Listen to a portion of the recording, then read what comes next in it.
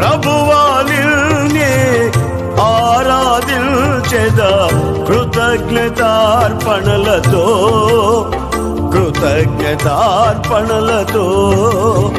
ప్రభువా నిన్నే ఆరాధించెదా కృతజ్ఞతార్పణల. 2:12 చూడండి మళ్ళొకసారి. ఆయన కోపము త్వరగా రగులుకొనును. ఎందుకు వస్తుంది కోపం అని చూపించిన మీకు. ఎందుకు వస్తుంది? ఆయనను తప్పించి ఇంకొకరు ఉండకూడదు నీకు అని అన్నాడు. కుమారుని ముద్దు పెట్టుకుని. కుమారుడు ఎక్కడున్నాడు? వచ్చిండు మన కొరకు. యెషయా గ్రంథంలో మనం చాలా స్పష్టంగా మనం చూస్తూ ఉంటాం. ఏలయనగా మనకు శిశువు పుట్టెను, మనకు కుమారుడు అనుగ్రహించబడెను. 9వ అధ్యాయం 6వ వచనంలో చెప్తాడు. ఏలయనగా మనకు శిశువు పుట్టెను, మనకు కుమారుడు అనుగ్రహింపబడెను. ఇప్పుడు చెప్పండి, అక్కడ ఏమన్నాడు? కుమారుడు అనుగ్రహింపబడెను. ఇప్పుడు కుమారుని పక్కన పెట్టి నువ్వు ఇంట్లో పెట్టేసి నువ్వు ఎక్కడో బయట తిరిగితే, ఇప్పుడు సపోజ్ నీ కొడుకుని తీసుకుపోయి అల్మార్లో పెట్టేసి నువ్వు ఊరంతా తిరుగుతావా? చెప్పండి. మరి నేనంటే నీకు లెక్క లేకుండా నన్ను పక్కన పెట్టి నువ్వు ఊరంతా తిరిగితే ఎట్లా అని అంటాడు. కుమారుణ్ణి యెషయా గ్రంథంలో ప్రవక్తల ద్వారా ముందే చెప్పిండు. కుమారుని ఏం చేయాలంట? ముద్దు పెట్టుకోమన్నాడు. కుమారునితో జీవించండి. Praise the Lord. అలా మంచి మాట చెప్తున్నాడు. మళ్ళీ చూడమ్మా. ఏలయనగా మనకు శిశువు పుట్టెను, మనకు కుమారుడు అనుగ్రహింపబడెను, ఆయన భుజము మీద రాజ్యభారం ఉండు. ఆయన భుజాల మీద ఏముంది? నీ భారం భరించడానికి, రాజ్యభారం భరించడానికి పరలోకంలోని పరిశుద్ధుడు భూమి మీదకి దిగి వచ్చిండు. దేవుడికి మహిమ కలుగును గాక. ఆ దిగొచ్చిన దేవుణ్ణి పక్కన పెట్టేసి మాట్లాడని వాళ్ళతో మాట్లాడని ఆయన మీద విశ్వాసం లేకుండా ప్రవర్తించే వాళ్ళ దగ్గరికి నువ్వు వెళ్తే నీ జీవితం ఎలా ఉంటుంది?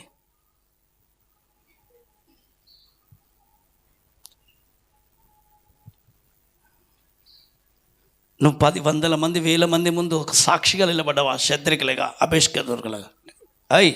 ఎవరు కావాలి నీకు? దేవుడే మొదటి స్థానం. దానిలతో చెప్పిండు. దానిలతో కూడా ఏది 1 రోజులు ప్రార్థన ఆపేమన్నాడు. నేను ఆపనన్నాడు. ఒక 1 రోజులు ఆపి ఏమవుతుంది? ఒక్కరోజు ఆపి, ఒక్కరోజు ఆపు. ఒక్కరోజు కదా, ఒక గడియ కూడా నేను ఆపనన్నాడు. ఒక గడియ కూడా నేను ఆపను. సింహాలలో వేసేస్తా, వేసేసుకో. నా దేవుడు గొప్పవాడు, నన్ను కాపాడుతాడు. ప్రాణం పోతుందని తెలిసిన మనుషులకు లోబడలే. విశ్వాసం అది. నమ్మినానంటావు కానీ నమ్మలే. ఒకవేళ నమ్మినట్టుగా యాక్టింగ్ చేయొద్దు. నువ్వు బాగలేకపోతే ఎవరు నీ దగ్గర రాడు. మూలకు పడితే ఎవరు నీ దగ్గర రారు. నీ ప్రాణం పెట్టేప్పుడు ఎవరు నిన్ను ఆపరు. ఆ దేవుడే. మరి ఆ దేవునికి మొదటి స్థానమా, మనుషులకు మొదటి స్థానమా? చెప్పాలి. ఏం వింటున్నాం ఈరోజు? ఏం గమనిస్తుండ్రు? నీ పిల్లలకి ఏం నేర్పిస్తుండ్రు? విశ్వాసంలో నిలబడాలని నేర్పిస్తుండ్రా? ఇంటికి వస్తున్న వ్యక్తినే తోసైపో, నేను బయటికి పోతున్నా నేను ఈరోజునంటే నీ ఇంటి తలుపులు మూసేస్తున్నావు బిడ్డను. నీకు దేవుడు స్థానం కదా. ఎవరన్నా వస్తున్నారంటే లేదు రాండి అయ్యా అని ఆడుకున్నా. దేవదూతలు నీ ఇంటికి దిగబోతుంటే వద్దు పో అని తలుపులు మూసేస్తున్నా. నీవు ఇంకెందుకు నీకు దేవుడు అంటాడు. నీకు దేవుడు, దూతలు అవన్నీ లేవు. మనుషులు ఇంపార్టెంట్. కోపం ఎందుకు వస్తుంది అయ్యానంటే ముందు బాగానే ఉంటుంది, కొన్ని రోజుల తర్వాత ఇక బయటపడుతుంది అని అంటాడు. కొన్ని రోజులే, ఎక్కువ రోజులు పట్టదు, సంవత్సరం కూడా పట్టదు. తారుమారు అయిపోతాయి. నేను ఎంతోమంది చూసుకుంటూ వస్తున్నాను. దేవుని పక్కన పెట్టి మనుషులకు ఇంపార్టెంట్ వచ్చిన వాళ్ళు ప్రతి ఒక్కరు, ఎత్తైన స్థలంలో ఉన్న వాళ్ళు కూడా అట్లా దిగిన తటుక్కు మన కిందికి దేవుడే పైకి లేపుతాడు. లేపుతున్నప్పుడు బాగానే లేవాలి, కానీ మళ్ళీ వెంటనే మనుషుల మీద ఆకర్షణలు ఎక్కువైపోయి ప్రేమ బంధాలు ముందు దేవుడి మీద ఉండే దేవుడు హెచ్చిస్తూ ఉంటాడు. మళ్ళీ మనుషుల మీద బంధాలు ప్రేమలు ఎక్కువయ్యేసరికి అట్లా ఎందుకంటే నీ విశ్వాసానికి తగినట్టు దేవుడు చేస్తూ ఉంటాడు. 1 సమూయేలు 2వ అధ్యాయం 7వ వచనం.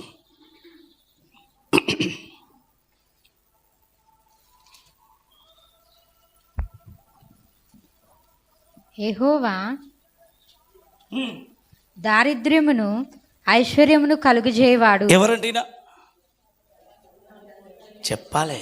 దరిద్ర్యమును ఐశ్వర్యమును కలుగజేయవాడు. దరిద్రమును చేయవాడు ఆయన్ని ఐశ్వర్యం. చెప్తలేరంట.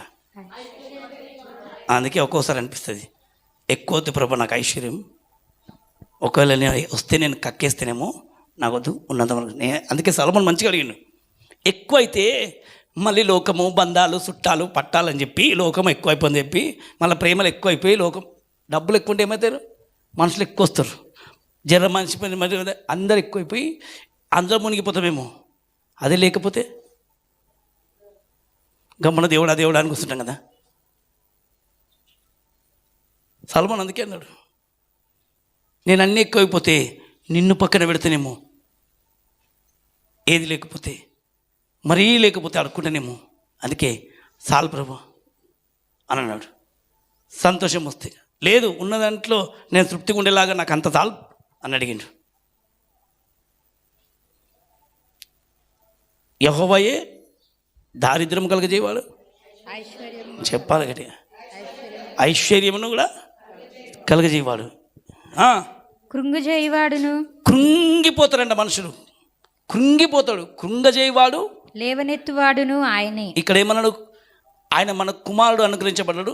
ఆయన పేరు ఏం పడ్డాడు? ఆశ్చర్యకరుడు. చెప్పండి, ఆయన పేరు ఏం పేరు? ఎలాంటి ఆశ్చర్యకాలు చేస్తాడు సార్? దరిద్రం కలగజేస్తాడు అంటే ఆయన ఐశ్వర్యం. ఆశ్చర్యం ఇది. ఇదేంది ప్రభా? రాజుని తీసుకొచ్చి గడ్డి మేపిస్తాడు, పశువులాగా మార్చేవాడు. అలాగని పశువుల పాకలో ఉన్న వాళ్ళని తీసుకుపోయి రాజుగా మార్చేవాడు. పశువులతో ఉండే దావీదుని తీసుకుపోయి రాజసింహాసనం మీద కూర్చుని పెట్టిండు. రాజరికంతో అనుభవిస్తున్న నెబుకద్నెజరుని తీసుకొచ్చి పశువుగా మార్చేసిండు. ఎవరైనా గర్విస్తే గడ్డి తినిపిస్తాడు, ప్రేమతో ఉంటే అందలం ఎక్కిస్తాడు. ఇదే ఆయనలో ఉన్న ఇవే గుణం. ఆశ్చర్యకరుడు. ఎవరైనా పేరు చెప్పాలి. ఎలాంటి ఆశ్చర్యకలు చేస్తున్నాడు చూడండి, ఎంత మంచి వండర్ మెరికల్, మామూలుగా కాదు అది. ఆశ్చర్యకరుడు అనడం ఏం ఆశ్చర్యం, ఎలా ఉంది అని అంటే ఇది పెద్ద ఆశ్చర్యమే. నేనే అని అన్నాడు. దారిద్ర్యమును ఐశ్వర్యము కలగజేయవాడను నేనే, కృంగజేయవాడను లేవనెత్తివాడను కూడా. ఆల్రెడీ కొంతమంది కృంగిపోతూ ఉంటారు, కృంగిపోతుండ్రు. ఆల్రెడీ కృంగిపోతున్నప్పుడన్నా ఇంకా దేవుడు నన్ను కృంగదీస్తున్నాడు ఎందుకో అని ఆలోచన చేసి దేవుని వైపు తిరిగితే ఎంత బాగుంటుంది. మనసు ఎందుకో కృంగిపోతుంది, నీ సొంత వాళ్ళే నీ మీద అనేలాగా, మాటలు అనేలాగా, లేకపోతే ఇంకెవరన్నా లేపుతుంటాడు. అప్పుడైనా తెలుసుకోవాలి ఇది నా మీదకి వస్తుంది ఇట్లానంటే దేవుడికి నేను ఏదన్నా దూరంగా అవుతున్నానేమో, దేవునికి దూరం అయిపోతున్నానేమో అని చెప్పి గ్రహించి వెంటనే ప్రభు వైపు తిరిగితే ఆ ఆశ్చర్యకరుడు ఎందుకు నేనే అని అన్నాడు. కృంగజేయవాళ్ళను నేనే.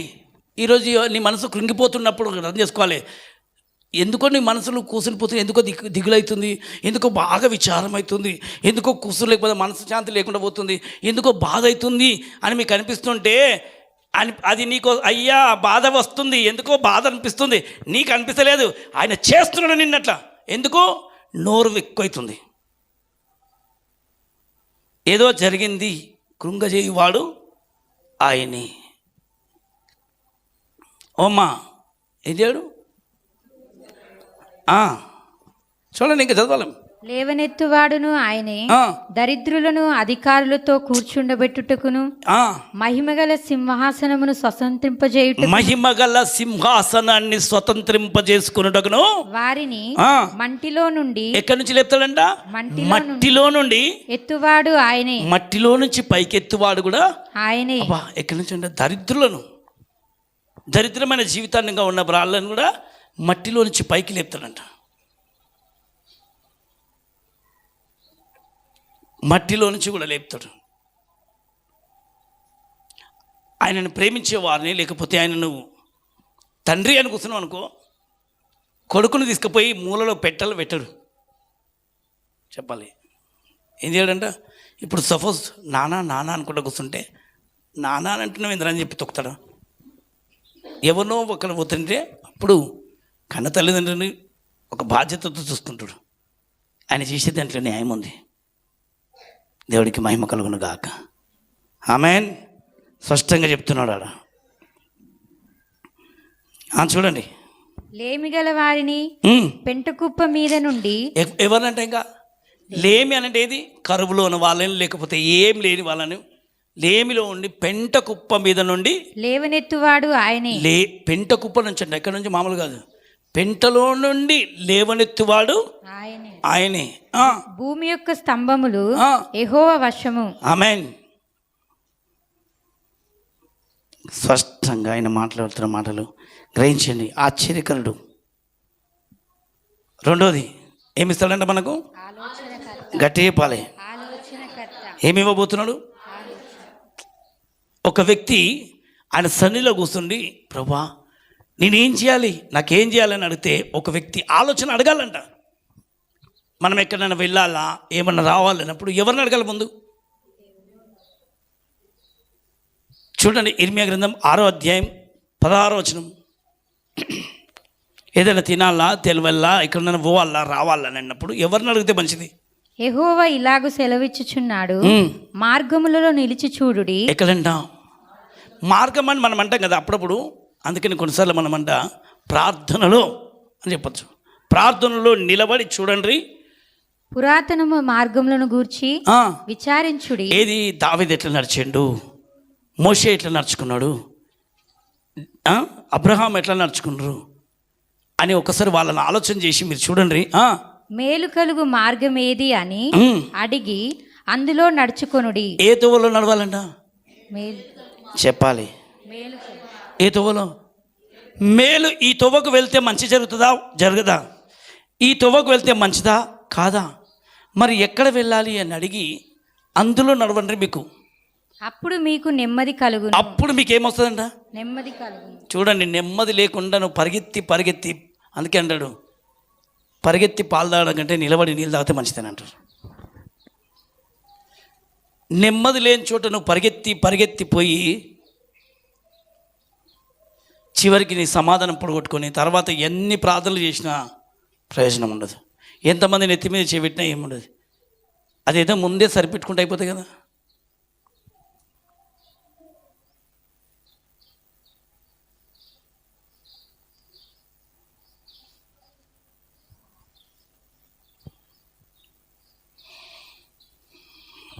అందుకే ఒక పాట ఉంటుంది, ధనము నీకుంటే అందరూ వస్తారు, దరిద్రుడవైతే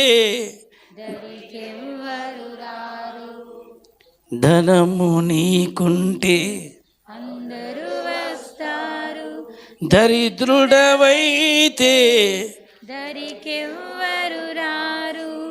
ఎవరిని నమ్మినా ఫలితము లేదురా. ఎవరిని నమ్మినా ఫలితము లేదురా. యేసుని నమ్మితే మోక్షం ఉందిరా. యేసుని నమ్మినా మోక్షము ఉందిరా.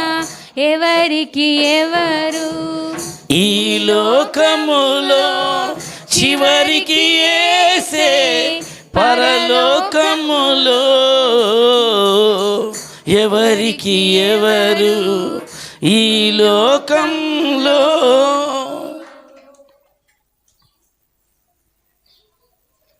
ఎందుకయ్యా నీకు కోపం వస్తుందనంటే, ఎవరి ఆలోచన విని నువ్వు వెళ్తావు బిడ్డ, ఎవరి ఆలోచన విని నువ్వు నడుచుకుంటున్నావు, ఎవరి ఆలోచనలు విని నువ్వు నడుస్తున్నావు సంగమా. ఎందుకు నువ్వు ఈరోజు పరిస్థితి తారుమారైపోతాయి?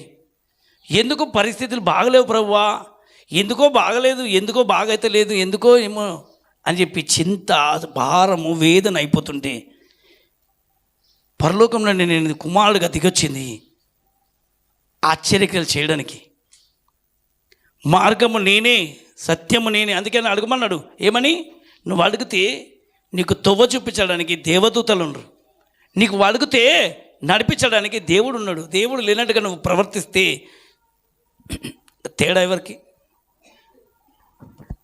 చూడండి, వాళ్ళకి తెలియదు, నీకు తెలుసానండు. బైబిల్ పట్టుకున్నా తెలియనట్టుగా ప్రవర్తిస్తే వెళ్ళాము. రూట్ మ్యాప్ని చేతిలో పెట్టుకొని రూట్ గురించి తెలియడినట్టు అవుతుంది. తోవ చూపించే దేవుడే మన చేతిలో ఉంటే ఆయనను పక్కన పెట్టి ఎక్కడో వెతికి ఎక్కడో చేసి ఏమో తిరిగి చివరికి పరిస్థితి అంత గందరగోళం అవుతుంది.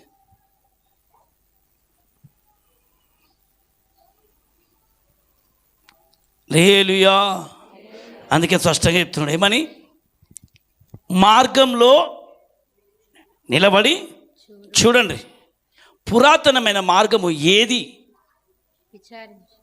అసలు నేను మేలు కలిగే తోవ ఏది?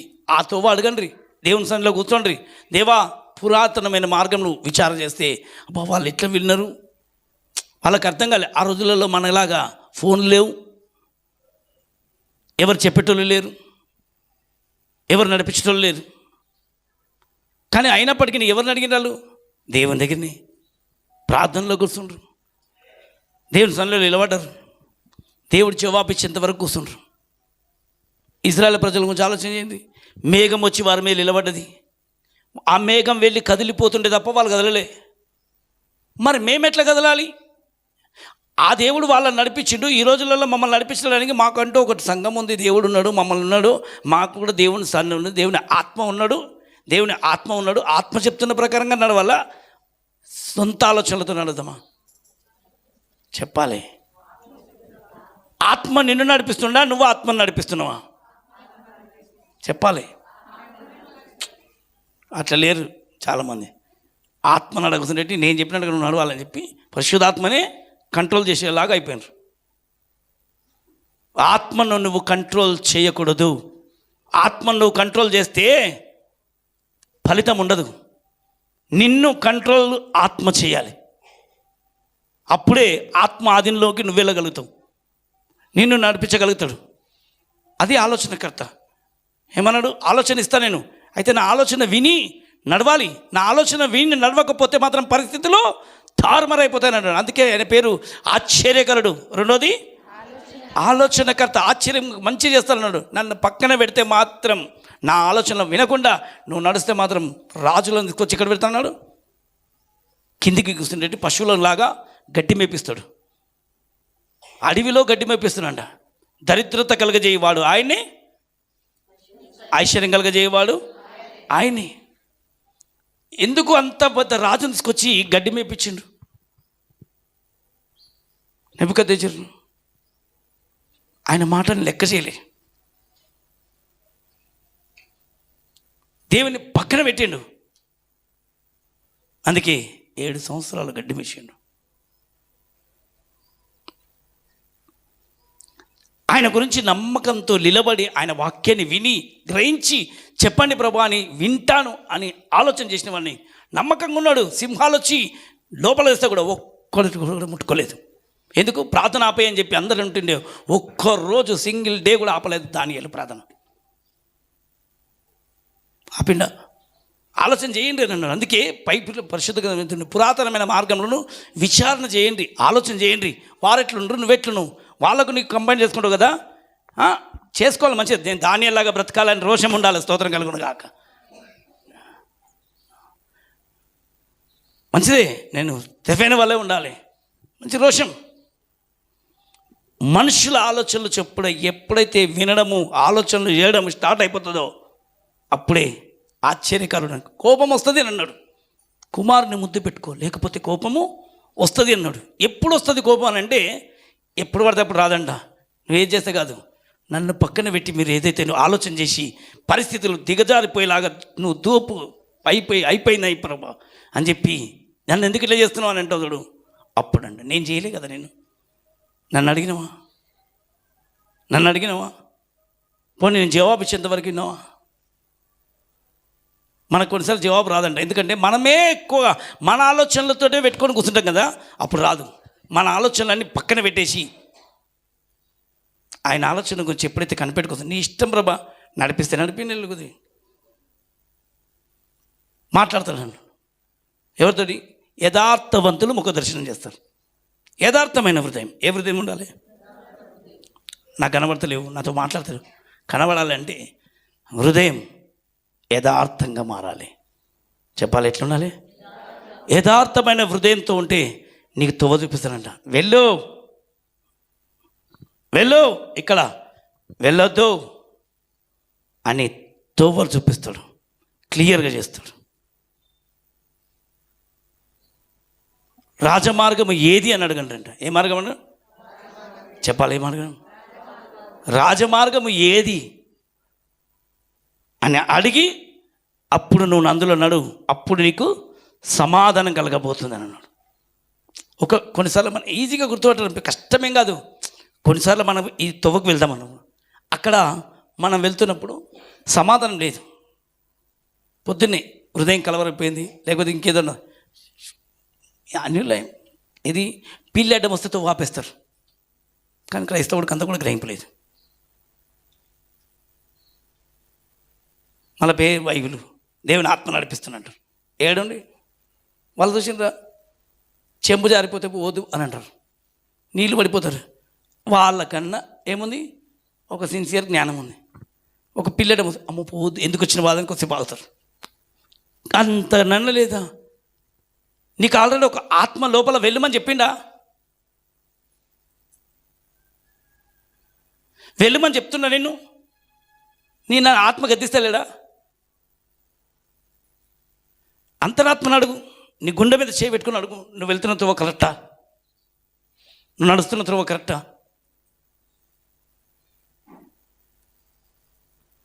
తోవలన్నీ వంకరైపోయి దేవుడా నువ్వు ఎందుకు ఇట్లా చేస్తున్నాడు? దేవుడు చేయడు. నీ తోవలు సరిగున్నాయా, నీ మాట తీరు సరిగుందా, నీ ప్రవర్తన సరిగుందని అంటాడు అంతే.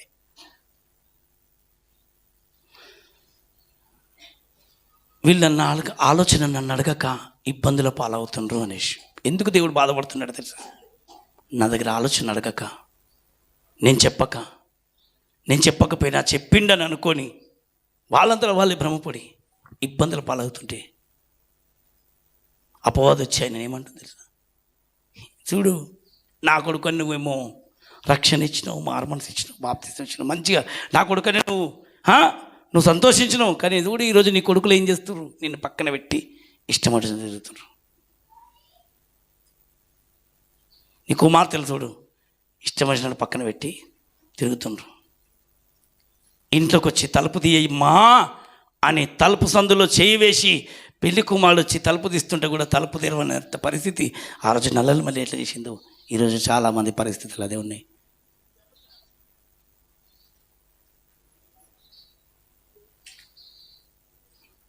ప్రార్థన ప్రార్థన ప్రార్థన ప్రార్థనకు ప్రాముఖ్యత ఇవ్వాలి. ప్రార్థనకు ప్రాముఖ్యత లేకుండా సొంత తీరు మాత్రం కాదు. అందుకే ఈ సంవత్సరం ఎంతమంది కరెక్ట్గా ప్రార్థన చేసిండ్రు?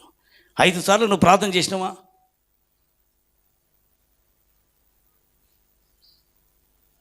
చెప్పకపోతే వేరు. నువ్వు 5 సార్లు ప్రార్థన చేయి, దేవుడు నీతో ఎందుకు నీకు సరిగ్గా తోదుపియాడు? టైం లేదని అంటారు, సమయం లేదని అంటారు. ఫోన్లలో మాట్లాడడానికి టైం ఉంటుంది కదా, వాష్రూమ్ కొనికి టైం ఉంటుంది కదా, ఉండదా? అక్కడ ఓడింగ్ టైం ఉంటుంది, 10 నిమిషాలు టైం వేస్ట్ చేస్తాం కదా. అట్లా అంటారని చెప్పి నేను ఈరోజు నేను ఒక సేవకుడిగా కాకుండా ఒక విశ్వాసిగా కాకుండా ముందుగానే ఉద్యోగం చేసిన నేను కూడా ఏం తెలియని ఇప్పుడు చెప్పిన చాలాసార్లు చెప్పుకుంటూ వచ్చిన. బైబిల్ లోపల ఉంటుండే వాష్రూమ్ కానీ పోయి బాత్రూంలో పోయి ప్రార్థన చేసి వస్తుంటే ఎందుకు 10 మంది ముందండి ఫోన్ వస్తుందని చెప్పి, ఫోన్ వచ్చినాక కూడా ఫోన్ వచ్చిందని చెప్పి ఇట్లా ఫోన్ ఇట్లా పెట్టుకుని ఆకాశం వైపు చూసుకుంటూ నా సమయం కాగానే ప్రార్థనలు కూర్చుంటాం. మీరు కూర్చోవచ్చు, 12 కాగా నీకు టైం అవుతుంది, పక్కన పెట్టు, ఫోన్ వచ్చిందని చెప్పి పట్టుకొని కూర్చో, అక్కడ చూడు, మాట్లాడు. నీ యథార్థ దేవుడు చూస్తాడు, ఇష్టపడతాడు. స్తోత్రం. రహస్యం మందు చూసి నీ తండ్రి నీకు ప్రతిఫలం ఇస్తాడు. అంతమంది లోకంలో కూడా వాళ్ళని పక్కన పెట్టి నా దగ్గరికి వచ్చింది చూడు. అంతమంది ప్రపంచాన్ని పక్కన పెట్టి నా దగ్గరికి వస్తున్నాడు చూడు. యథార్థమైన హృదయం.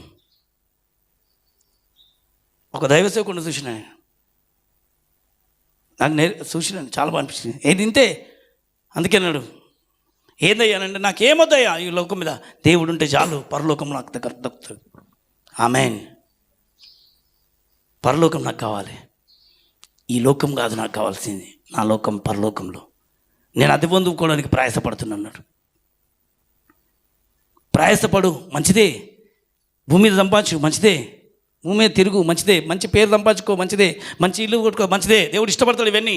కానీ అంతకంటే ఇష్టపడేది దేవుడు తెలుసా? పరలోక రాజ్యం.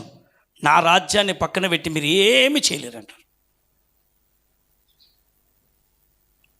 నువ్వు నా దగ్గర ఉండు 24 గంటలు నాకు అందుకని అన్నాడు, కుమారుని ముద్దు పెట్టుకో లేకని ఎడలైనా కోపిస్తాడు. ఒకవేళ కుమారునే పక్కన పెడితే,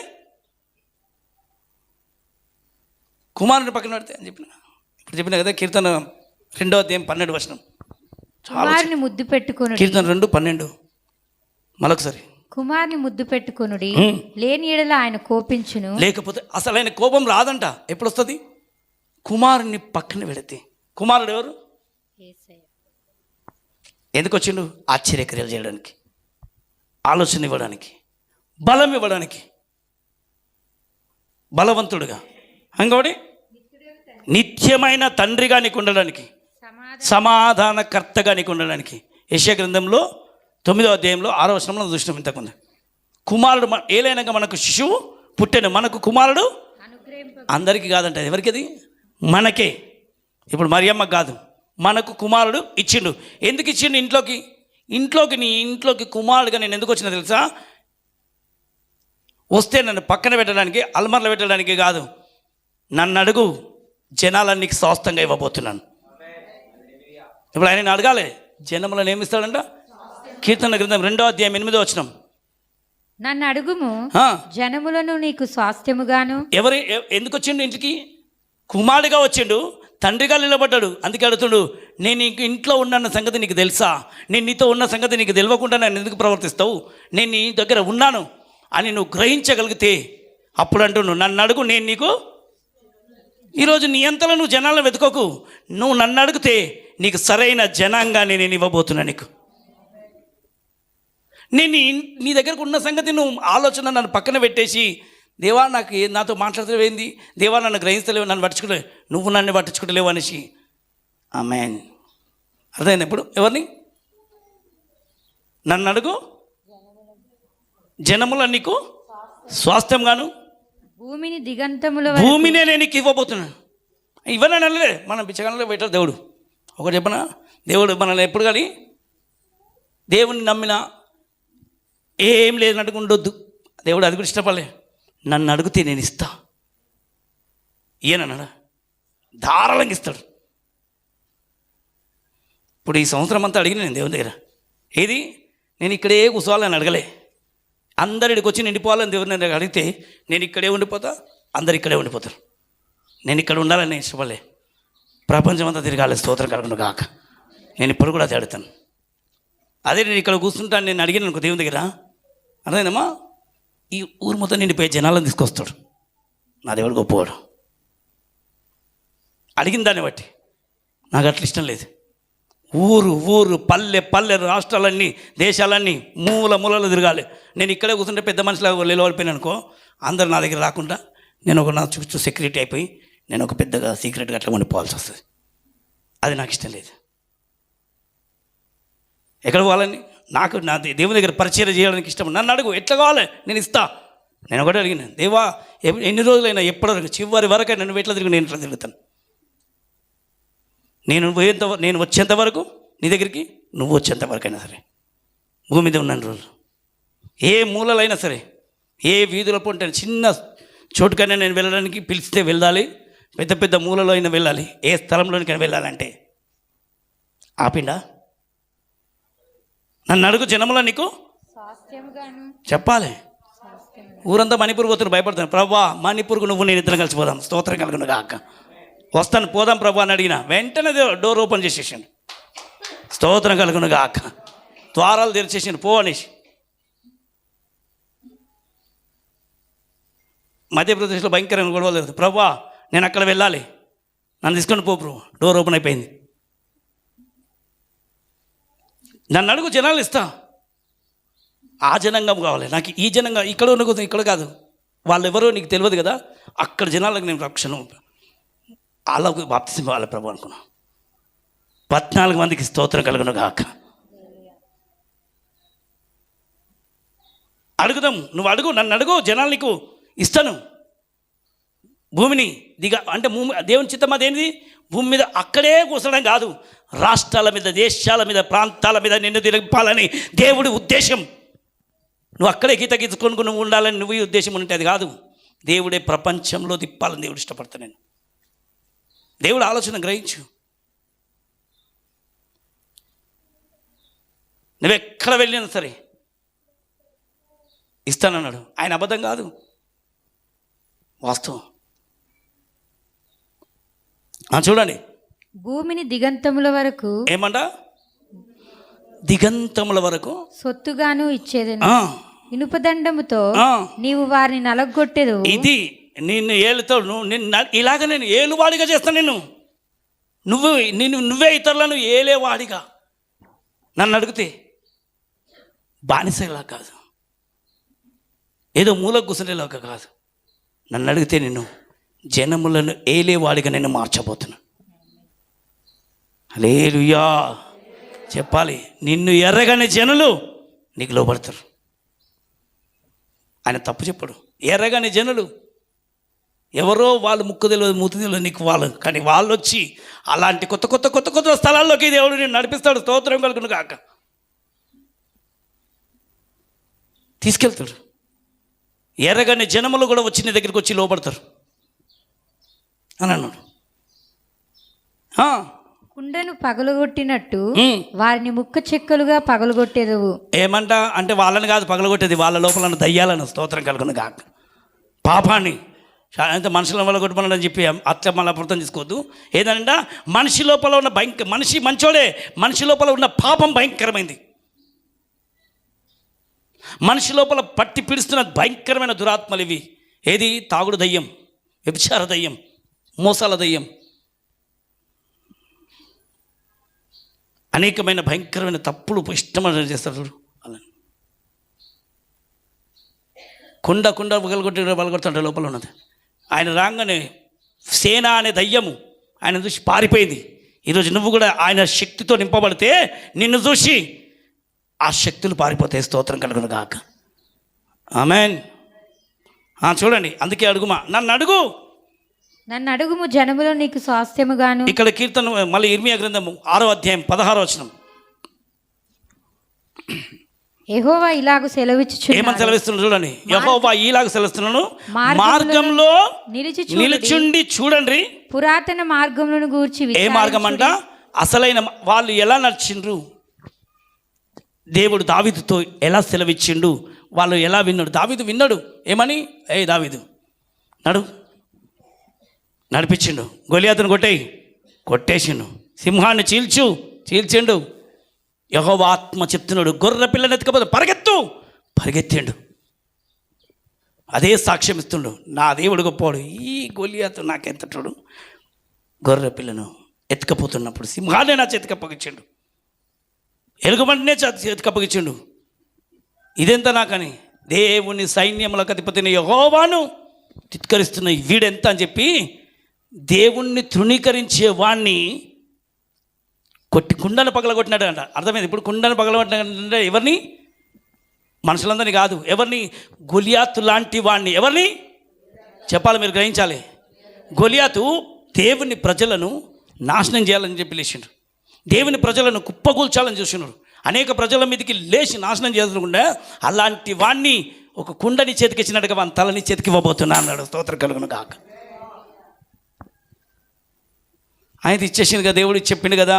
దేవుడు ఇట్లా కూడా చెప్తాడా, కొట్లాడతాడా అని అడిగేటోళ్ళు ఈ రోజుల్లో చాలా తయారు. అందుకని అట్లా కాకుండా నేను అప్పగిస్తున్నా. ఎలాంటి వాళ్ళను? ఇగో ఇలాంటి వాళ్ళను, రంకెలేస్తూ గర్వంగా ప్రవర్తిస్తూ ఉన్న వాళ్ళను నీ చేతికి అప్పగిస్తాను.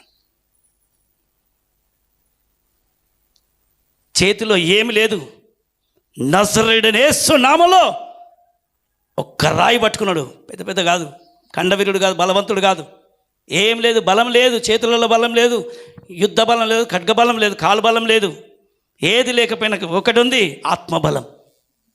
అందుకనే ఆత్మ చెప్తున్న మాట చెవిగలవాడు వినుగాక. ప్రభువా ఏం చేయాలో అర్థమైతే లేదు, వీళ్ళు బాగా రంకెలేస్తున్నారు, తీసుకో, ఏం పర్లేదు, నీతో నేనున్నా. పెద్ద బాణాలతో దావనాడు, చిన్న చిటికే రాయితుడు చచ్చిండు. ఒక ఆత్మస్వరం నువ్వు వినగలిగితే ఆజానుభావులను కూడా నీ ముందు పెట్టేస్తాడు. ఎవరి స్వరం వినాలి? అందుకే అన్నాడు, మార్గంలో నిలబడి చూడండి, పురాతనమైన మార్గము ఏది అని విచారించి మేలు కలిగే తోవ ఏది అని అడిగి అందులో నడుచుకునడి. అప్పుడు మీకు నెమ్మది కలుగును. అప్పుడు మీకు ఏమో కాబోతుంది? నెమ్మది కలగబోతుంది. అందుకే ఇదే ఆలోచనకర్త అన్నాడు. మొట్టమొదటిగా ఏమైపోతుండు? ఆశ్చర్యకరుడు. ఇప్పటిదాకా చూపించిన ఆశ్చర్యక్రియలు ఏం చేసినా చూపించినాం. ఆశ్చర్యం ఎలా చేస్తున్నాడా? ఏది? దరిద్రంగా చేసేట ఆయనని ఐశ్వర్యం ఆయనే, కృంగజేయువాడు ఆయనే, లేవనెత్తువాడు ఆయనే అని చెప్పిండు.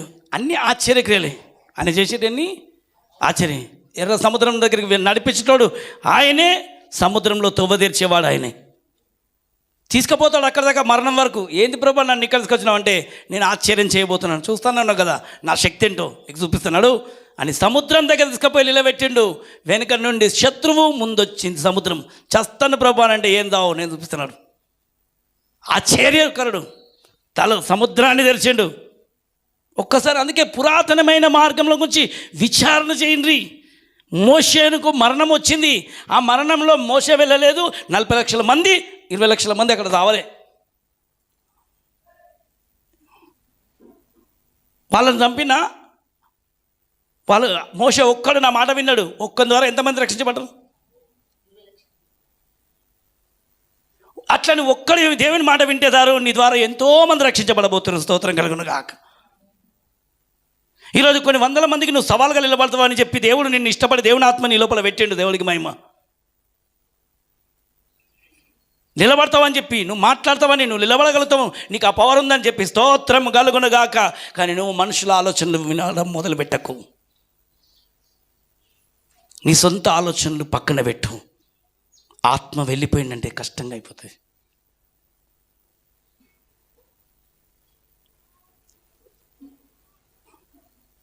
ఆత్మ వెళ్ళిపోకూడదు.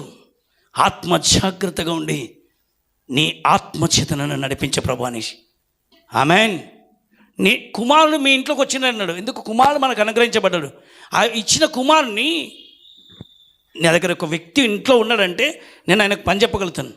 వ్యక్తి లేని చూడకపోతే స్తోత్రం కలుగును. ఇప్పుడు నా దగ్గర ఒక వ్యక్తి ఉన్నాడు. ఆయనకి నేను నీళ్ళు తీసుకురా పోయా నీళ్ళు. ఆయన ఇప్పుడు నాకు నీళ్ళు తీసుకురావాలి. ఎక్కడున్నాయి వెతికి, ఎక్కడున్నాయి? ఇక్కడే ఉన్నాయి, అయినా నేను తీసుకోను. ఇప్పుడు నేను చెప్తాను, నీళ్ళు తీసుకురా చెప్తున్నా. నిజుపోయినకి ఇక్కడే ఉన్నాయా? కానీ నేను ఏం చెప్తున్నా? ఎవరు చెప్తున్నా? నా దగ్గర సామ్యాలు ఉన్నాడు కాబట్టి నేను ఒక మాట చెప్తున్నా. మీ దగ్గర దేవుడు ఉన్నాడు కాబట్టి మీరు చెప్పాలి. స్తోత్రం కలుగును గాక. నన్ను అడుగు, నాతో మాట్లాడు, నేను నీకు ఆలోచన చెప్తాను. నేను అక్కడ వెళ్ళాలనుకుంటా. రూమ్ బంద్ ఉందా? కుళ్ళ ఉందా? కుళ్ళ ఉందంట. కుళ్ళ ఉంటే నేను వెళ్ళొచ్చు. బంద్ ఉంటే వెళ్ళి తాళం దీని నేను వస్తానంట. అర్థమైంది? ఇప్పుడు ఏం చేయాలి? ఇప్పుడు మీ దగ్గర ఒక వ్యక్తి ఉన్నాడు అన్నట్టుగా మీరు ఆలోచన చేయాలి. అలాగా మీరు మాట్లాడితే ఆయన కూడా ఇష్టపడతాడు. మీ దగ్గర ఎవరు లేరు అన్నట్టుగా మీరు ప్రవర్తిస్తే, నమ్మిన దేవుణ్ణి నమ్మినావు అంటాడు. ఉన్నవాడను అన్నాడు. ఏమన్నాడు? ఉన్నవాడను. కంటి కనబడతలేడు అని అంటే దాని అర్థం ఏంటిది? యథార్థత లేదు కాబట్టి కనబడతలేడు. కంటి కనబడతలేడు కానీ ఉన్నవాడు. ఆమెన్. కనబడతలేకపోయినంత మాత్రాన లేడు అనేసి అనుకొని అర్థమైతే లేదని అంటే కంటే కనబడాలంటే ఏం చేయాలి? ఆయన కనిపించాలంటే మనం చేయాలి. ఆయన మనతో మాట్లాడాలంటే ఏం చేయాలి? మోకాళ్ళ జీవితం. కూర్చో, కనిపెట్టు. ప్రార్థనలో నువ్వు చూడు, కనిపెట్టు. ప్రార్థనలో కూడా అనవసరమైన ఆలోచనలతో ఉంటే మాత్రం గలిబిలి ఆలోచనలతో ఉంటాయి. నేను కంటి కనబడాడు. ఫస్ట్ అవన్నీ పక్కన ప్రేయర్లో కూర్చుంటున్నప్పుడు అవన్నీ పక్కన పెట్టి, నీ ఫోన్లు కూడా పక్కన పెట్టి, అన్ని పక్కన పెట్టి, లోకాన్ని పక్కన పెట్టి కొద్దిసేపు నేను దేవునితో వెళ్తున్నా, నేను ఆయన దగ్గరికి వెళ్తున్నా అనే నీ ఆలోచన ఉంటుంది చూడు, నీ తలంపులు ఉంటుంది, నీ మాట తీరు ఉంటుంది చూడు, నేను ఆయన దగ్గరికి పోతున్నా, నేను ఆయనతో కలుసుకోవాలి, నేను ఆయనతో మాట్లాడాలి అని మోషే 20 లక్షల మంది ఉన్నప్పుడు ఆయనంట పురాతనమైన మార్గంలోకి వచ్చి విచారణ చేయన్నాడు. ఆయన వచ్చేటప్పుడు ఏం చేసిందంటే ఆయనకు చాలా టెన్షన్లు. మనం 10 మందిని వెళ్ళాలంటే కష్టం, 100 మందిని వెళ్ళాలంటే కష్టం. అలాంటప్పుడు ఇక్కడికి వెళ్ళి అన్నము అని ఒక్కరు ఇద్దరు కాదు, ఎంతమంది అంట? లక్షల మంది.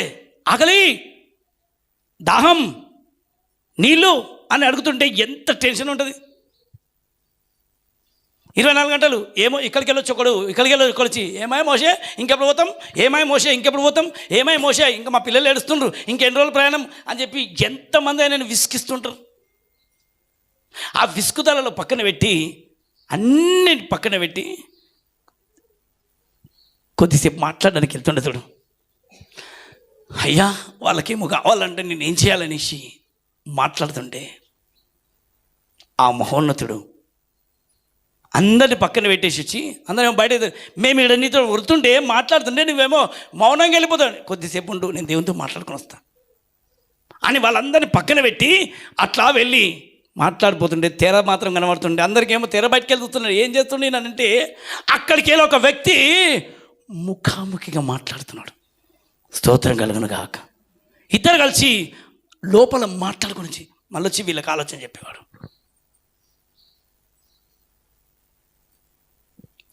నేను మీతో మాట్లాడలేనా?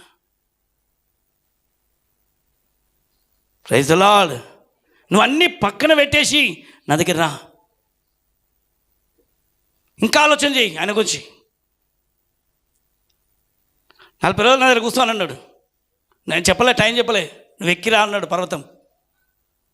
ఆయన సింహాసనం వదిలిపెట్టి కొండ మీదకి దిగిండు. ఈయన అందరిని వదిలిపెట్టి కొండెక్కిండు. ఇద్దరు కలిసి ఆయన చెప్తా ఉన్నాడు, నేను వింటా ఉన్నాడు. 40 రాత్రులు 40 పగలు దేవునితో గడిపిండని చెప్పి రాశాను. పురాతనమైన మార్గంలో గురించి విచారం చేయి, ఆలోచన చేయి అని అన్నాడు. అబ్రహాంకి ఆలోచన వస్తలేదు, ఏం చేయాలో అర్థమైతే లేదు. ఒక మాట చెప్పిండు, అయ్యో నాకు పిల్లలు లేరే, నువ్వేమిస్తేమే, నాకు పిల్లలు లేకుండా నేను చచ్చిపోతున్నా, నా అందరూ చేత అవమానం అయిపోతున్నా, నాకేమిస్తే ఏం లాభము, నా పరువు పోయింది, నా జీవితం పాడైపోయింది, నాకు పిల్లలు లేకుండా ముసలిని అయిపోతున్నా, నా జీవితమే వ్యర్థమైపోయింది. దేవుడా నెత్తి కొట్టుకుంటూ ఏడుస్తూ దేవుని వైపు చూస్తూ కనిపెట్టుకుంటున్నా ఆయన దగ్గరికి. ఆదికాండం 15వ అధ్యాయం చూడండి, చూద్దాం. 15వ అధ్యాయం మొదటి నుంచి. ఇవి జరిగిన తరువాత యెహోవా వాక్యము అబ్రామునకు దర్శనమందు వచ్చి, అబ్రామా భయపడకుము. ఏమంటుండే ఇక్కడ మరియ దగ్గరకు వచ్చి ఏమన్నాడు? భయపడకు, నేను నీకు కేడము, నేనే నీకు కేడము, నీ బహుమానము అత్యధిక మగువనని. ఏమిస్తా అంటుడు చెప్పాలమ్మా? బహుమానం, గర్భఫలం ఇచ్చి ఆయన ఇచ్చిన బహుమానం కదా. అందుకే బహుమానము అధికంగా కాదు, అత్యధికంగా మగును అవుని చెప్పెను. అందుకు అబ్రాము ప్రభువైన యెహోవా ఏమంటాడు చూడు. కొన్నిసార్లు కనిపెట్టే విషయంలో కన్ఫ్యూజ్. అబ్రహాము ఏమంటాడు వెంటనే? ప్రభువైన యెహోవా నాకు ఏమి ఇచ్చినానేమి, ఏమిస్తే ఏమి, నేను సంతానం లేనివాడనై, ఏమిచ్చినా ఏమి, నాకు సంతానం లేదే పోచున్నానే. ఆల్రెడీ నేనేమంటుండు? అబ్రహామా నేను నీ కీడము, నీ బహుమానం అత్యధిక మగును. ఆయన ఇస్తానని చెప్తుంటే ఏమిస్తే ఏం లాభం, నాకు నా దగ్గర ఏం లేదు, నాకు పిల్లలు లేరు, ఏమిస్తే ఏం లాభం, వెంటనే అనేసిండు. ఆ మాట అనేది కరెక్ట్గా క్యాచ్ చేయలేకపోతుండు. అసలు ఏం చెప్తుండు, ఏమి ఇవ్వబోతుండు, వచ్చింది ఎందుకు అనే సంగతి ఆలోచన చేయకుండా, అండర్స్టాండింగ్ లేకుండా మిస్అండర్స్టాండింగ్ అవుతుంది అక్కడ. మన భాషలో చెప్పుకుంటారు. దేవుడు ఇవ్వాలనేసి ఒకటి చెప్తుంటే ఆయన అలాగే చెప్తున్నాడు. ఇంకా ఏమిస్తే ఏం లాభం,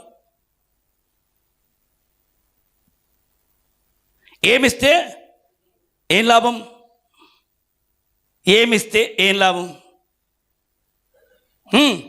నేను సంతానము లేనివాడనై పోచున్నానే. దమస్కు ఎలియేజరే. ఇంకోటి ఆయన చెప్తున్నా మళ్ళీ తిరిగి ఏమని? దమస్కు ఎలియాజరే నా ఇంటి ఆస్తి కర్త. ఎందుకు? వాళ్ళని నేను పెంచుకుంటున్నా, వాళ్ళ నా మా అన్నదమ్ముల పిల్లలు కావచ్చు, మా పక్కింటి పిల్లలు కావచ్చు. ఇగో ప్రభా నాకు వద్దు ప్రభా, వాళ్ళే నా పిల్లలు అవుతారు, నా ఆస్తి అంతా వాళ్ళకి అయిపోతుంది అని బాధపడుతుండు. మరియు అబ్రాము ఆ. ఇదిగో నీవు నాకు సంతానం ఇయ్యలేదు గనుక ఇంకోటి చెప్తున్నాడు, ఎదిరిస్తున్నాడు మళ్ళీ. ఏమైంది? నువ్వు నాకు సంతానం ఇయ్యలేదు గనుక నా పరివారంలో ఒకడు నా వారసుడగునని చెప్పగా, అదిగో ప్రభా, నా పరివారంలో నుంచి నేను ఒకరిని వాళ్ళు తీసుకొచ్చుకొని నేను వారసుని చేసుకుంటానంటుంటే యెహోవా వాక్యము ఆ. అతని యొద్దకు వచ్చి, అబ్బా ఎట్లా మాట్లాడుతున్నావు? ఎట్లా మాట్లాడుతున్నావు? చెప్పాలి. వాక్యము మాట్లాడే దేవుడు వాక్యంతో మాట్లాడుతుండే ఆ రోజులలో. అప్పట్లో బైబిల్ ఉందా? అప్పట్లో బైబిల్ లేదు.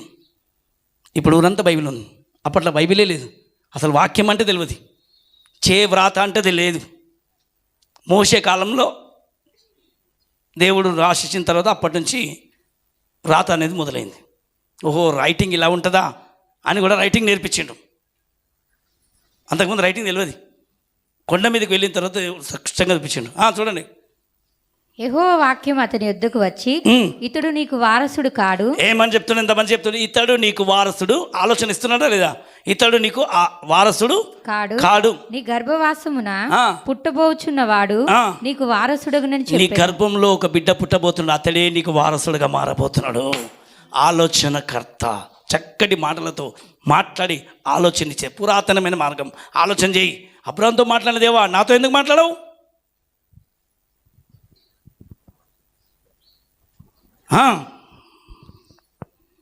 చదమ్మా. నీ గర్భవాసమున పుట్టబోచున్నవాడు నీకు వారసుడగునని చెప్పెను. మరియు ఆయన వెలుపలికి అతన్ని తీసుకొని వచ్చి, ఎక్కడికి వచ్చినంట? బయటికి. నువ్వు బయటికి రా అని చెప్పి ఇంట్లో ఆయన బయటకు తీసుకొచ్చి నక్షత్రాల వైపు చూపించిండు. నీవు ఆకాశం వైపు తేరి చూచి నక్షత్రం లెక్కించుటకు నీ చేతనైనతే లెక్కించు, నీకు చేతనైతే ఈ నక్షత్రాలను లెక్క పెట్టమన్నాడు చెప్పి నీ సంతానము అలాగునగునని చెప్పెను. హల్లెలూయా. ఇప్పుడు చెప్పండి, ఏమంట? సంతానము అలాగు అంటే నక్షత్రాలను దేవుడు చూపించింది. అందుకే ఇప్పుడు అదే నక్షత్రం ఒకటి వచ్చి, అయ్యా అబ్రహామును నడిపించిన అదే దేవుడు ఇప్పుడు మీ కొరకు పుట్టిండు, స్తోత్రం కలగడు గాక అని ఒక నక్షత్రం వచ్చి, ఆమేన్, దేవదూత వచ్చి సందేశం ఇస్తే నక్షత్రము నడిపించుకుంటూ పోయింది. దేవుడికి మహిమ కలుగును గాక. నడిపించుకుంటూ వెళ్ళి పశువుల పాక దగ్గరికి వెళ్ళి నిలబడదంట. అందుకే స్టార్ పెడతారు అందరు. స్తోత్రం కలుగును గాక. అందరు పెట్టింది. ఎందుకు పెట్టుకున్నావు మా స్టార్ అని అంటే, అందరు పెట్టుకుని నేను పెట్టుకున్నా, అందరు పెట్టి నేను పెట్టినా అంటారు. ఎందుకు పెట్టినావు తెలియదు. పెట్టడానికి ఒక అర్థం ఉంది కదా, తెలుసు. ఎందుకు పెట్టినావు అని అంటే, నేను ఇతరులకు తొవ్వ చూపించబోతున్నా అని అర్థం. నువ్వు చూపిస్తున్నావా? మీరు కూడా తొవ్వల పశువుల పాకలోకి నక్షత్రం వెళ్ళి తొవ్వ చూపించిందంట. ఈరోజు నువ్వు కూడా వెళ్ళి ఇతరులకు నక్షత్రం వల్ల ఒక తొవ్వ చూపించాలి. కొంతమందికి తెలియని వాళ్ళకి ఏం చేయాలి? త్రోవ చూపించాలి. ఈయన జీవం కలిగినవాడు. ఈయన మాట్లాడతాడు, ఈయన మాట్లాడగలుగుతాడు. ఆమేన్. మీరు చేయగలుగుతారు. ఎందుకంటే మీకు అది ఉంది. ఇంత పొద్దున్న చలిలో పరిగెత్తుకుంటూ వచ్చారు కదా. ఎక్కడ పొద్దున్న అందరికీ ఏముంది? చలి పెడుతుంది, చలికాలం. అయినా ప్రేమతో వచ్చింది మీరు. అందుకే దేవుడు ఈరోజు మీతో ఈ విషయాలు చెప్తున్నాడు. స్తోత్రం కలగండి గాక. మీరు కూడా నక్షత్రం లాగానే నిలబడబోతున్నారు. చెప్పండి, నేను కూడా స్టారే. చెప్పండి, అరే చెప్పాలి, ఏం కాదు. వాళ్ళే నువ్వు కూడా స్టార్వే. ఎవరిని చూడడానికి వచ్చినప్పుడు అరే మంచిగా చలి పెడుతుందని దుప్పట్లు పెట్టుకున్నప్పుడు పొద్దునంతా మంచిగా పడుతున్నాడు పాపం. ఆయన మంచిగా పరిగెత్తుకుంటూ వచ్చి పిల్లలు వేసుకుని, కొంతమంది పాపం ఇంక భయం. అయినా సరే నువ్వు పరిగెత్తుకుంటూ వచ్చినావు కదా, ఇప్పుడు నువ్వే స్టార్. నువ్వు కూడా చెప్పొచ్చు, నేను కూడా ఇతరులకు చూపించబోతున్నా. చెప్పాలి, ఎట్లా చూపించాలి? నేను ఒక నక్షత్రంలాగా మారాలి. అందుకనే తెలివిగల వాడంటే నక్షత్రంలాగా ఉంటాడంట. లాస్ట్ 5వ మాట చెప్తా కదా, తెలివి ఏంటిది? నక్షత్రం. ఇతరులను దేవుని సన్నిధికి నడిపించేవాళ్ళు. Praise the lord. ఆయన తీసుకొచ్చి నక్షత్రాలను చూసి సంఖ్య లెక్క పెట్టు, ఇలాగుంటుంది నీ సంతానము అని అన్నాడు. అంటే నేను ఒక కొడుకుని తెచ్చుకొని సాదుకుంటాను ప్రభు అని అన్నప్పుడు, వద్దు, అది కాదు, కరెక్ట్ కాదు. ఆలోచన ఇచ్చిండా? చెప్పండి, ఇచ్చిండా? అప్పుడు ఆయనకు నెమ్మది వచ్చింది, సమాధానం వచ్చింది. కలవరం ఉండే అంతకుముందు చాలా కలవరం ఉండి అందుకే ఏమిస్తే ఏం లాభం అనే కాడికి వచ్చేసిండు. కానీ ఆయన ఓర్పుతోటి అట్లా కాదు అని ప్రేమతో ఆయన అంతగా మాట్లాడుతున్నా ఆయనను పక్కన పెట్టి వద్దయ్యా ఇది కాదు ఇట్లా కాదు అని చెప్పి ఒక సరైన త్రోవ చూపించి నడిపించుడు. అదే దేవుడు, అదే తండ్రి నీకు నాకు కలిగినాడు. ఇంకా వేరే ఎవరు లేరు, ఆయనే. ఆమేన్. అదే మాట తీసుకొచ్చి ఇక్కడ చూపిస్తున్నాడు. ఆ రోజు ఎట్లా మాట్లాడిండో, ఆ రోజు తండ్రి అబ్రహాంతో మాట్లాడిండు, ఆ రోజులలో అంటే మాట్లాడిండు, మరి ఈ రోజులలో మాతో మాట్లాడతాడా అని మీరు అన్నికే ప్రశ్నలు ఉంటాయి కాబట్టి లూకాసు వార్త 2వ అధ్యాయము చూడండి 9వ వచనంలో. ఇప్పుడు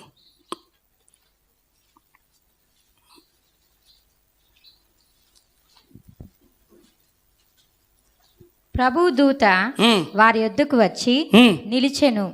ప్రభు మహిమ వారి చుట్టూ ప్రకాశించినందున వారు మిక్కిలి భయపడిరి. అయితే ఆ దూత భయపడుకుడి, ఇదిగో ప్రజలందరికీ కలుగబోవు మహా సంతోషకరమైన సువార్తమానము నేను మీకు తెలియజేయుచున్నాను. ఏమంట? అయ్యో అబ్రహాం ఒక్కంతోటే మాట్లాడిండా, ఆయన ఒక్కొక్కనికే సంతోషం ఇచ్చిండా, వాళ్ళకు మాత్రమే ఉన్నాడా అని అనుకుంటారేమో. అందుకే అదే దేవదూత వచ్చి దేవదూతలు మంచి మాట్లాడుతుండ్రు. ప్రజలందరికీ కలగబో, ఒక్కలు కాదు ప్రజలందరికీ కలగబో మహా సంతోషకరమైన శుభవర్తమానము నేను మీకు తీసుకొచ్చినాను. నేడు దావీదు పట్టణమందు నేడు రక్షకుడు మీ కొరకు పుట్టి ఉన్నాడు. నేను పోయినసారి బాగా దావీదు గురించి చెప్పినండి. దావీదు గురించి బాగా పురాతనమైన ఆలోచన. దావీదు ఎంతగా దేవుని ప్రేమించాడు కాబట్టి దావీదు కుమారుడా అని పిలువబడ్డాడు.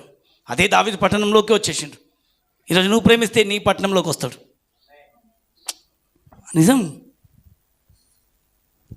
ఇప్పుడు ఇంకా చెప్తాను కదా, మాటి నేను సవాల్గా చేసి చెప్తాను, ఒక ఇదిగా చెప్తాను. వాస్తవము ఎక్కడో మూలకుండి దేవుణ్ణి ప్రేమిస్తే, నువ్వు నక్షత్రంలాగా ఉంటావు, నీ దగ్గరికి అనేకులు వస్తారు.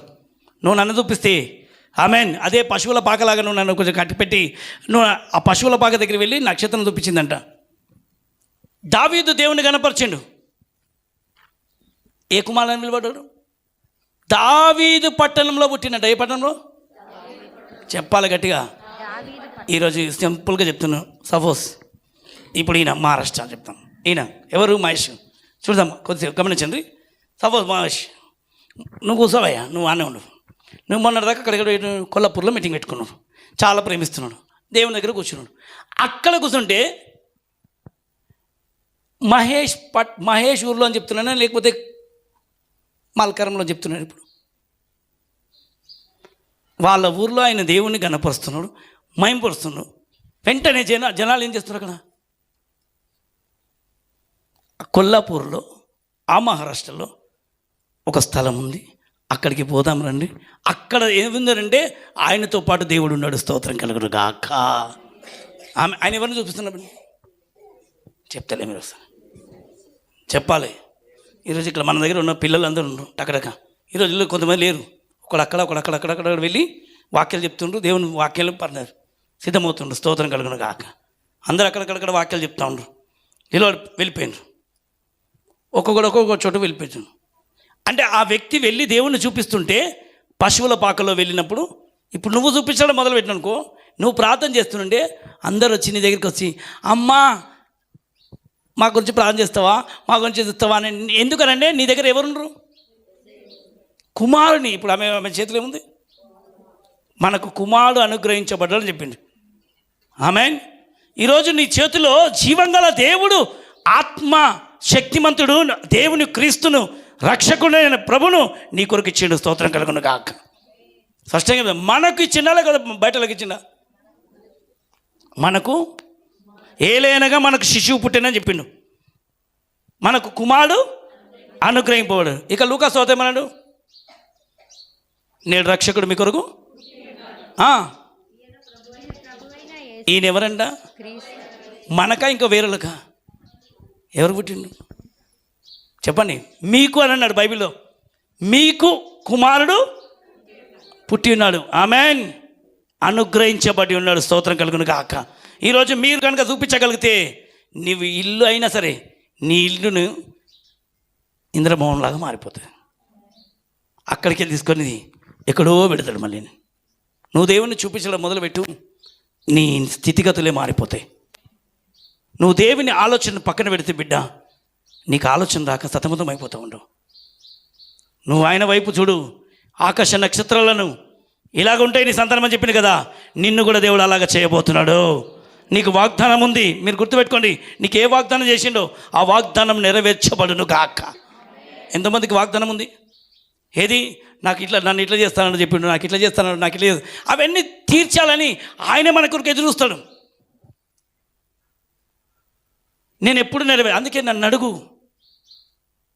ఇక్కడ అబ్రహాం దగ్గరికి వచ్చి కూడా అడిగి, నన్ను అడుగు, జనంలో నీకు ఇస్తా. దావీదుతో చెప్పిండు, నన్ను అడుగు, దావీదు నీకు ఇస్తాను. ఈరోజు మనకు కూడా చెప్తుండు. యోహాను సువార్త 14వ అధ్యాయం 13వ వచనం ప్రకారం అదే మాట చెప్తుండు. 14:13 వచనం. ఇప్పుడు కూడా చెప్తున్నా అదే మాట. మీరు నా నామంలో దేనిని అడుగుతారో తండ్రి కుమారుని యందు. ఇప్పుడు పురాతనమైన మార్గంలో గురించి మీరు విచారణ చేయుడి, ఆలోచన చేయండి అని చెప్పిను. ఇక్కడ వచ్చినప్పుడు మళ్ళీ ఏమంటును? నా నామంలో మీరు నన్ను ఏమడిగినా చేస్తానంటున్నా, చెయ్యని పో అని అంటున్నా. ఇప్పటిదాకా చెప్పినాను. అయ్యా, ఏదైనా పని చేయడానికి మనము వెళ్తాం. యజమానుడు ఏదైనా పని చెప్పినాక మనం ఏం చేస్తాం? చేస్తామా? చెయ్యమా? నేను పనికి పెట్టుకున్నా, ఖచ్చితంగా నువ్వు చేయాలంటాం. కానీ ఆయన అట్లా కాదు. నేను నీ దగ్గరికి వచ్చినా నువ్వేం చెప్తే నేను చేస్తా. ఎంత దీనం అది ఆలోచన చేయండి. ఆయన ప్రేమ, ఆయన మాధుర్యం ఎంత బాగుంది. ఆయన ఎక్కడ, మనం ఎక్కడుంటాడు? అత్యున్నత సింహాసనం పైన కూర్చుండి ఆసీనుడైన మహారాజు వచ్చి, నువ్వు నాకు ఏదైనా అడిగితే నేను చేస్తా, నాకు ఏదైనా చెప్పు అని అడుగుతుండే. అసలు ఆ మాటకు చూస్తుంటే గుండె కదలదా? ఎవరు దిగొచ్చు. ఇప్పుడు సపోజ్ సీఎం వచ్చేయమంటాడు, మీరు నాకు ఒకటే ఏంటి, నేను ఏమైనా చేస్తాను మీకు అని అంటాడు. అన్నీ గుంజుకొని పోతుండ్రు. కానీ ఈరోజు ఆ మహనీయుడు, నాకేమి ఇవ్వద్దు, మీరు నాకు పని చెప్పండి, నేను చేస్తా. ఆలోచన చేయండి ఒకసారి. ఇప్పుడు ఆయన ఏమంటుండు? నా నామంలో ఏమన్నా అడుగు నువ్వు, నేను చేయకపోతే చెప్పు, నన్ను అడుగు నువ్వు. మామూలు వైనానే వచ్చి అడుగుతున్నాడా నిన్ను? నోరుదేడు. ఎవరు మామూలు వ్యక్తి వచ్చి అడుగుతున్నా నేను? అఖిల బ్రహ్మాండ సృష్టికర్త వచ్చి, దీనాతి దీనుడై వచ్చి భూమి మీదకి వచ్చి ఆయన అడుగుతుండు, నా నామంలో నేను ఏం అడిగినా చేస్తా, చెప్పమ్మా, ఏం చేయాలి చెప్పు. ఇంతగా అడుగుతున్నా ఆయనతో మాట్లాడకుండా, ఆయనతో చెప్పకుండా మనము, నువ్వు మాట్లాడతలేవేంది ప్రభా, నువ్వు మాట్లాడడం కాదమ్మా, నువ్వేం చెప్తావా నేను ఎదురు చూస్తున్నా.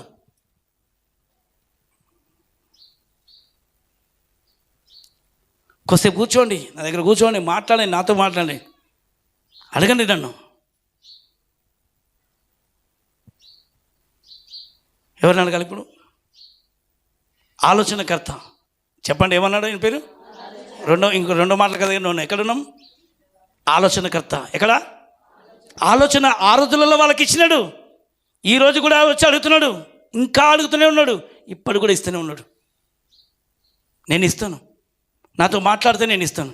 నువ్వు నాతో మాట్లాడకపోతే నువ్వే ఇబ్బంది పడతావు, కన్నీళ్ళు నలిగిపోతావు, వేదన పోతావు, కుమిలిపోతున్నావు. నువ్వు కొద్దిసేపు టైం తీ, నువ్వు పక్కన పెట్టు, నీ టైం తీసి నాతో మాట్లాడు, నా దగ్గర రా. ఇంతకు నన్ను అడుగు, జనాలను నీకు ఇస్తా. ఆమేన్. భూమిని కూడా నీకు ఇస్తాను. ఎక్కడ ఇస్తా అని చెప్తున్నా తప్ప ఇయ్యను అని మాత్రము చెప్పలే. ఇంకోటి చెప్పనా? ఏసే వచ్చి డైరెక్ట్ ఇంకేమన్నా తెలుసా? ఆయన నిన్న తండ్రి అయిన దేవుడు జనాలను భూమిని ఇస్తా అంటాడు. ఏసే మాత్రం అంతకు మెట్టుగా చెప్పాడు వచ్చి భూమి మీదకి వచ్చి, అది కాదు ఇది కాదు, నాతో పాటు నేను నా తండ్రి రాజ్యంలో ఉంటాను కదా, ఆ రాజ్యాన్ని మీకు ఇవ్వబోతున్నా. నేను ఏమిస్తానంటుండే? ఇప్పుడు డైరెక్ట్ చెప్తున్నాడు, నా రాజ్యము నీకు ఇవ్వబోతుంది. ఆహా, తండ్రి కంటే మించిండు కుమారుడు. చెప్పాలి, ఏమంటాడు?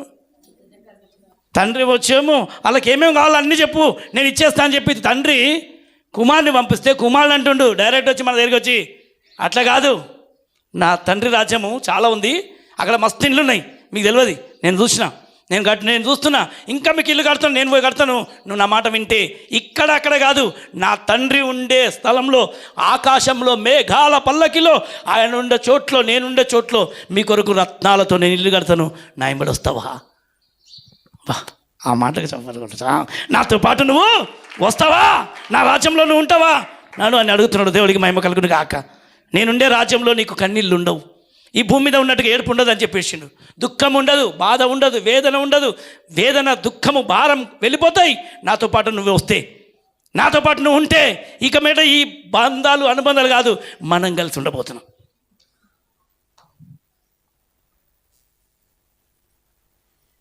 ఇంకా ఆ ప్రేమ అధికమైపోయింది.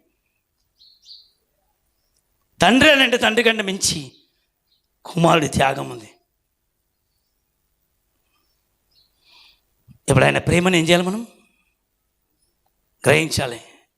ఇంకా వీలైతే సాయంత్రము, రేపు కూడా ఉంది కాబట్టి, ఈ ఆశ్చర్యకరుడు ఎలా ఆశ్చర్యాలు చేయబోతున్నాడు, ఆలోచన ఎలా ఇవ్వబోతున్నాడు, అలాగనే తన బలంవంతుడైన దేవుడు, నిత్యుడగు తండ్రి, సమాధానకర్త, ఇంకా 3 ఉన్నాయి. ఆ 3ని కూడా మనం చూడాలి. Praise the lord.